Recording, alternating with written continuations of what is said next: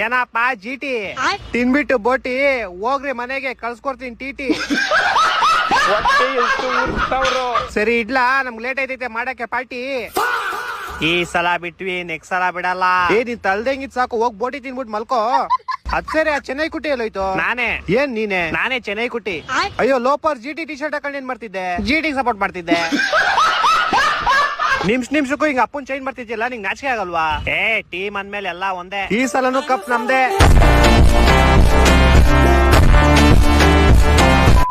ಎರಡ್ ಕಪ್ಪು ನಮ್ಮ ಹತ್ರ ಆಲ್ರೆಡಿ 5 ಕಪ್ ಐತಿ. ಲೈನ್ ನಿಲ್ಸ್ಬಿಟ್ಟಿದೀವಿ ನಾವು ಕಪ್ನ. ಈ ತಿರ್ಪೆ ಶೋಕಿ ಎಲ್ಲ ಬಿಟ್ಬಿಟ್ಟು ಹೂವ ಸೊಪ್ಪ ಮಾಡ್ಕೊಂಡಿದ್ರೆ ಬದುಕ್ತೀರಾ, ಇಲ್ಲ ಅಂದ್ರೆ ಫ್ಲೆಕ್ಸೆ.